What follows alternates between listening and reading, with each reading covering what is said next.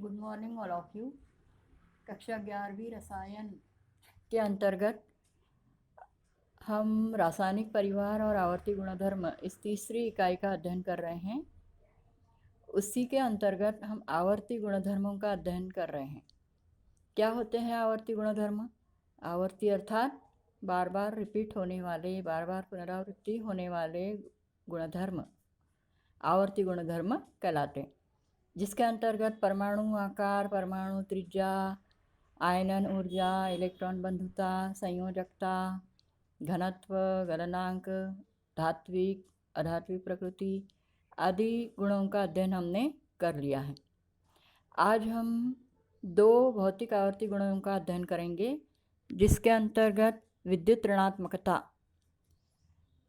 और ऑक्सीकरण अवस्थाएं क्या होती है और वर्गों में एवं आवर्तों में इसका परिवर्तन कैसे होता है, इस बात को हम समझेंगे।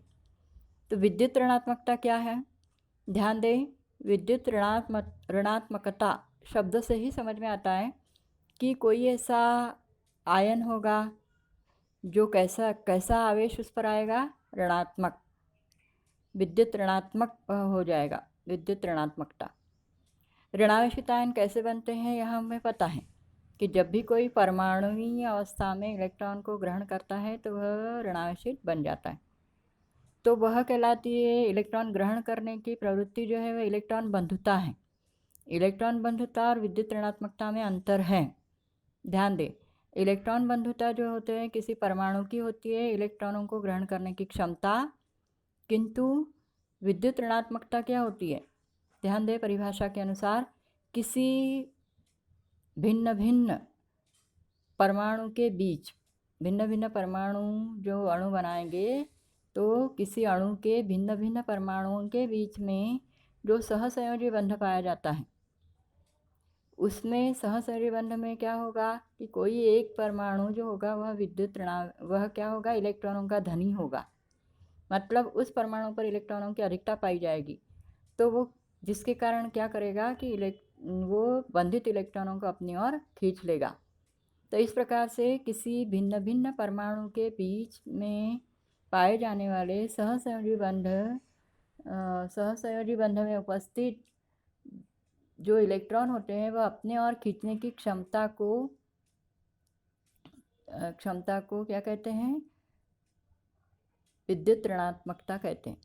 और जब वह कोई परमाणु अपनी ओर इलेक्ट्रॉनों को खींच लेता है तो वह ऋणावेशित बन जाता है।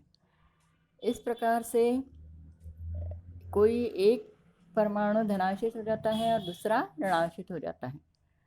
अब इसको विद्युत ऋणात्मकता कहते हैं। अब हम यहाँ पर उदाहरण समझ रहे हैं HCl। तो हमें पता है HCl में हाइड्रोजन के बाह्य कोश में एक इलेक्ट्रॉन पाया जाता है, क्लोरीन के 7 पाए जाते हैं। तो हाइड्रोजन और क्लोरीन, हाइड्रोजन का एक इलेक्ट्रॉन और क्लोरीन का एक इलेक्ट्रॉन साझा करके सहसंयोजी बंध बनाते हैं। लेकिन हम क्या देख रहे हैं कि क्लोरीन पर ऑलरेडी 6 इलेक्ट्रॉन या 3 युग्म उपस्थित हैं, इलेक्ट्रॉनों का धनी है वह। तो वह क्या करता है, अपना अष्टक पूर्ण करने के लिए HCl के बीच में पाया जाने वाला जो सहसंयोजी बंध है वह अपनी ओर खींच लेता है। यहाँ पर एरो से दर्शाया गया है, जिसके कारण क्या होता है कि हाइड्रोजन धनावेशित हो जाता है और क्लोरीन पर पूरे 8 इलेक्ट्रॉनों की अधिकता हो जाने आवेशित हो जाता है। तो यह कहलाती है क्लोरीन की विद्युत ऋणात्मकता।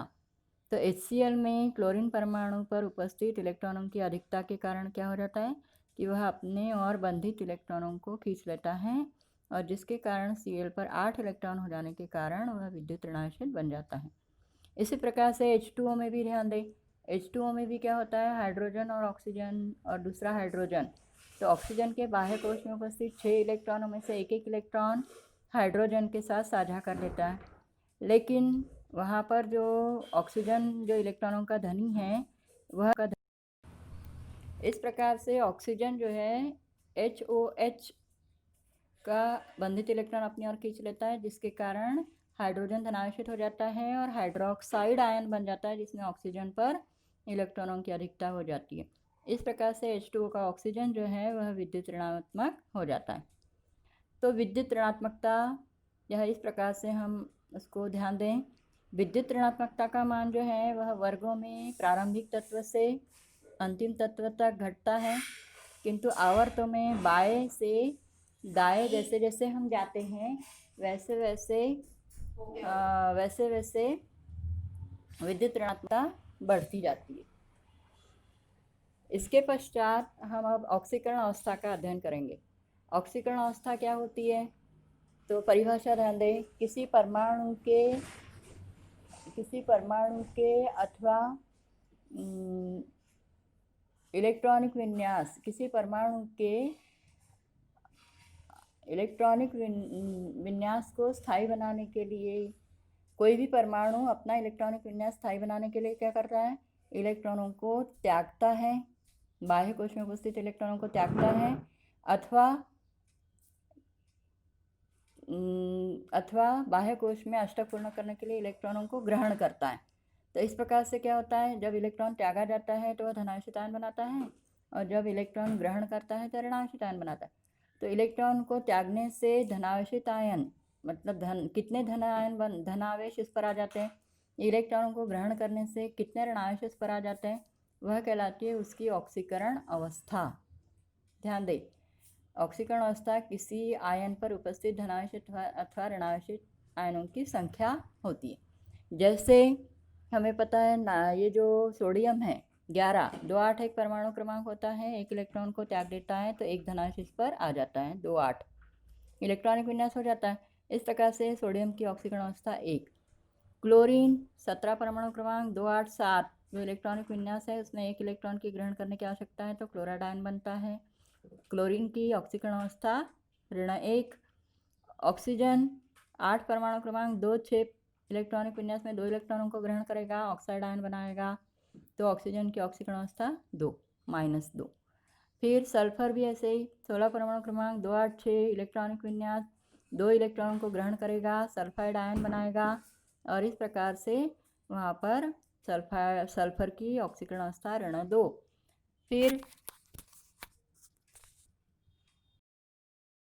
तो जैसे सल्फर में हमने समझा कि सल्फर परमाणु क्रमांक 16 2 8 6 इलेक्ट्रॉनिक विन्यास में बाह्य कोश में 8 इलेक्ट्रॉन करने के लिए सल्फर को 2 इलेक्ट्रॉन की आवश्यकता है।